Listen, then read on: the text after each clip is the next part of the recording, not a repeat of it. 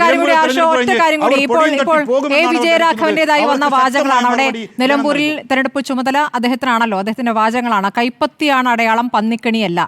മൃഗീയ ചോദനകളല്ല ഉയർത്തിപ്പിടിക്കേണ്ടത്. പ്രതിയെ പിടിച്ചില്ലെങ്കിൽ എന്താകുമായിരുന്നു സ്ഥിതി? അവിടെ ഒരു കലാപം ഉണ്ടാക്കിയേനെ UDF.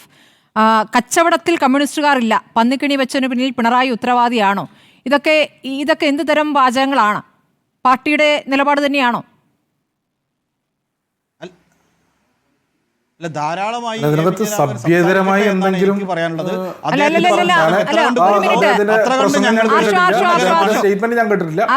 സഭ്യതരമായ എന്തെങ്കിലും അല്ല, പന്നി ഇറച്ചി കച്ചവടത്തിൽ കമ്മ്യൂണിസ്റ്റുകാരെ ഇല്ല എന്നൊക്കെ എങ്ങനെയാണ്? ഇപ്പൊ എന്ത് അടിസ്ഥാനത്തിലാണ് ഈ ഉറപ്പ് പറയുന്നതെന്നേ?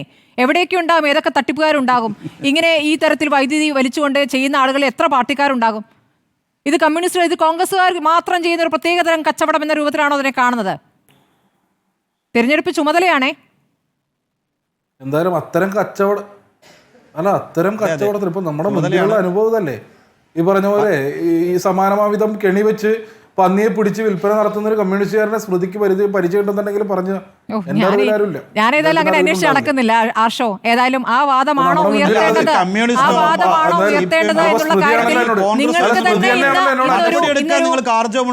ഇന്ന് തന്നെ നേതാക്കൾക്ക് അക്കാര്യത്തിൽ ഞാൻ വിജയരാഘവനെ മാറ്റുന്നു. ബാക്കി എല്ലാ നേതാക്കൾക്കും അക്കാര്യത്തിൽ ഒരു പുനരാലോചന ഉണ്ടായിട്ടുണ്ട് എന്ന് വേണം ഇന്നത്തെ പ്രതികരണം മനസ്സിലാക്കാൻ. ഏതായാലും CPI ഈ പ്രതികരണങ്ങളെ ഒന്നും അംഗീകരിക്കുന്നില്ല എന്നൊരു കാര്യം കൂടി അവിടെ നിൽക്കുന്നു. നിങ്ങൾ ഇതിനകത്ത് വിഷയം എവിടെ കൊണ്ടുപോയി കെട്ടാൻ വേണ്ടി സമയം കഴിഞ്ഞുകൊണ്ടാണ്. നമുക്ക് അടുത്ത ദിവസം ഇരിക്കാം. നിലമ്പൂരല്ലേ?